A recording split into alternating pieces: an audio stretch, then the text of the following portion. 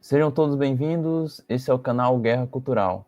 Eu decidi fazer esse vídeo para fazer uma complementação ao que a gente discutiu na live de ontem. Na live a gente explicou como o estado atual da esquerda, nos últimos 50 anos, pode ser explicado pelo que aconteceu em 1978, quando Michel Foucault, que era o líder da esquerda naquela época, fez um pacto para a esquerda abandonar a crítica econômica do marxismo ao capitalismo em troca de sexo ilimitado.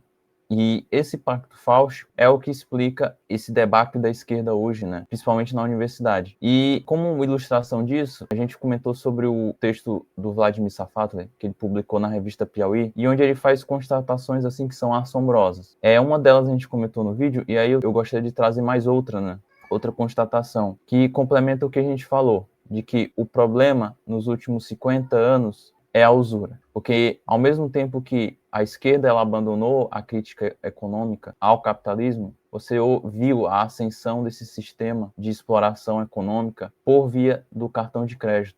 E aí, no artigo, o Vladimir Safatli, que a gente explica quem ele é, a gente fala da importância dele para o que ele está falando, porque ele faz uma crítica ao decolonialismo, ele fala que os estudos decoloniais deveriam criticar o cartão de crédito. Então, é exatamente isso que a gente está falando. O Safatli, aparentemente, ele está falando de dinheiro, mas todo mundo sabe que o grande problema é a usura. A usura é o que é uma grande forma de exploração da classe trabalhadora. E aí eu quero trazer uma parte do artigo para a gente justificar o que a gente explica, né? Que ele fala assim: por isso uma crítica do colonialismo deveria começar pelo cartão de crédito. Essa é uma das piores e mais silenciosos instrumentos coloniais.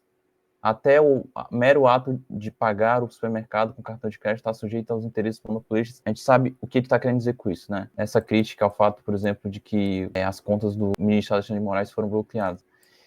E aí ele continua, né, nesse artigo da revista Piauí.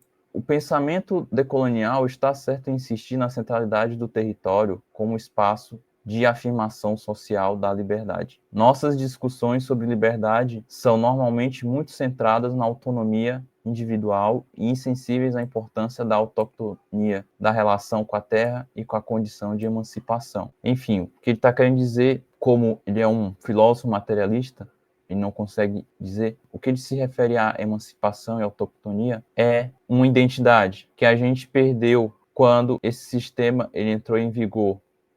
Então, é impossível você falar em identidade quando você já foi submetido a formas de controle social gigantescas, por via da liberação sexual, por via dessa doutrinação econômica, que aí a gente discute, trazendo o livro do Dr. Michael Jones, que o Foucault ele fez esse pacto em troca de sexo ilimitado para a esquerda, fazendo o quê? Mandando o pessoal ler os livros do Ludwig von Mises e do Friedrich Hayek, lá em 1977. Então, tá para todo mundo ver hoje o que é qual é a consequência disso, né? Quando você pega a esquerda e ela se vende ao grande sistema financeiro. E demora.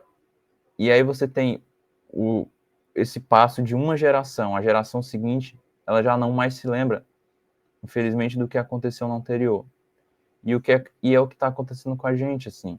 Vocês vão entender quando a gente lê o próximo parágrafo do Safatli. Ele fala: o capitalismo tem a capacidade de integrar zonas e áreas de aparente autonomia. Na verdade, ele funciona transformando a Terra em um conjunto de zonas, condomínios fechados, quilombos, zonas autônomas offshore. Por mais que o conjunto seja heteróclito, estamos sempre diante do zoneamento do território. Digo isso apenas para insistir que espaços autônomos de luta e defesa são importantes para a criação de vínculos e solidariedade política. Porém, não fornecem modelo de organização social em uma sociedade de conexão global. Ou seja, são fundamentais para o florescimento de novas subjetividades políticas, pois permitem a experiência da partilha de violências, da constituição de solidariedade, da criação de novas formas de interação.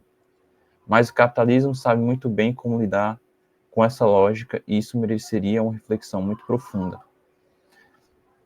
Bem, é uma reflexão profunda, mas que, infelizmente, ele não chega no cerne na questão. É muito complicado a gente está falando, o Safato ele é um professor de filosofia, uma pessoa muito importante, ao menos dentro da esquerda e na USP, no contexto social dele, e que ele é totalmente preso a essas formas de pensamento materialista da esquerda, e aí ele não consegue lidar com a realidade, né, em termos claros, ele não tem essa capacidade de articular. E ele é um filósofo, né, e por mais que ele não consiga, ele tem ele está tentando entender o que se passa, né, mas ele não tem as ferramentas para isso, as ferramentas intelectuais. Mas o que ele está querendo dizer?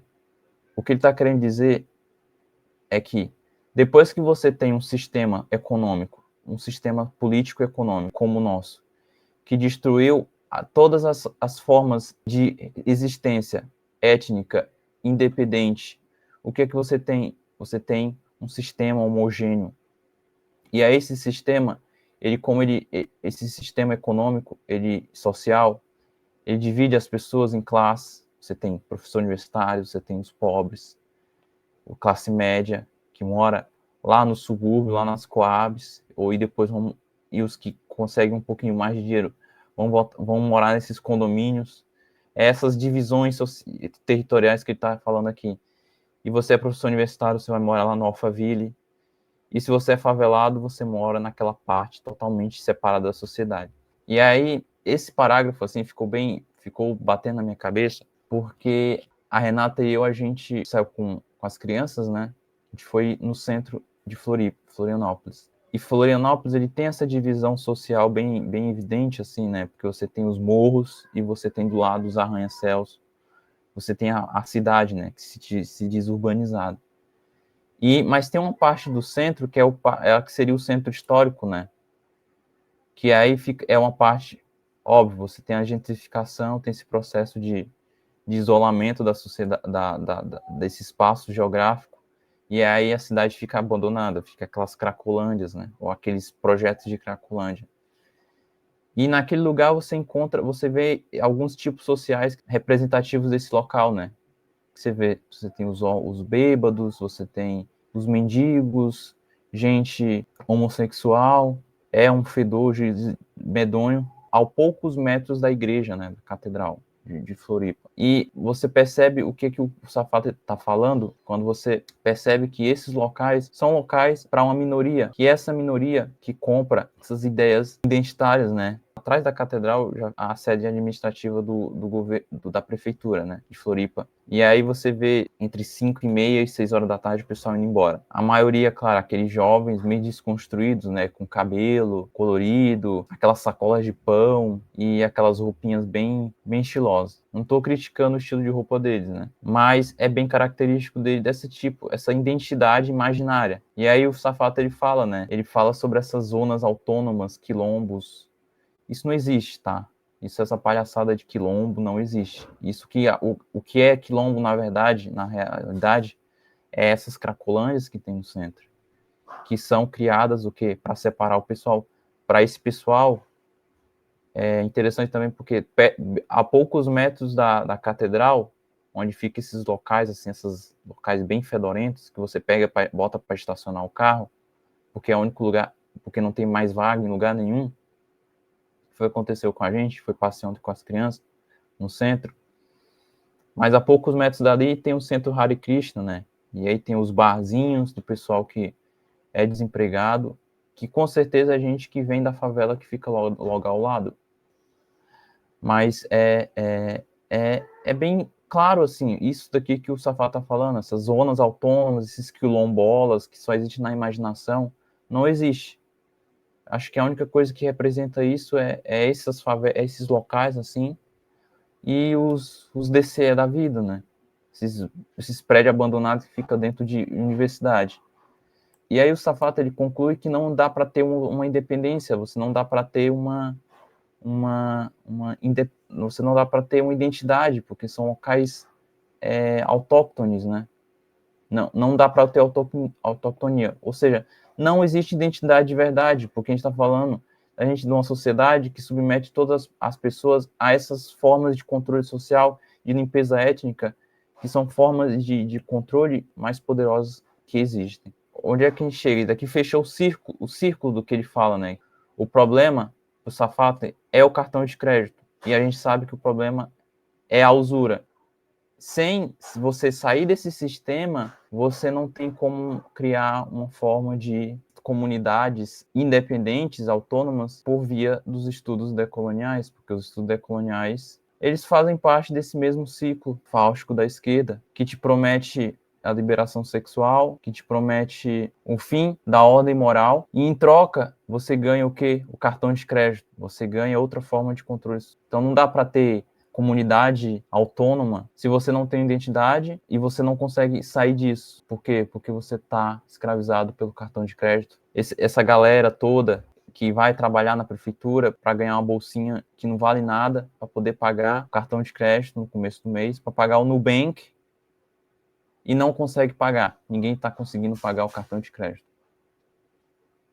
Inclusive o Vladimir Safata, né? Porque ele não está conseguindo, aparentemente, lidar com a concorrência dos professores de estudo decolonial dentro do curso de filosofia. Para você ver, assim, o Vladimir Safata, ele é pago para isso, né? Para pensar sobre essas coisas, mas não consegue chegar ao cerne da realidade por causa dessa escravidão mental que começou lá 50 anos atrás com Foucault, e que para entender isso a gente tem que ler o livro do Dr. Michael Jones, Logos Rising, e aí a gente vai conseguir escapar disso, tá bom? Um abraço para todos, eu peço que escrevam, comentem, deem a opinião de vocês e obrigado.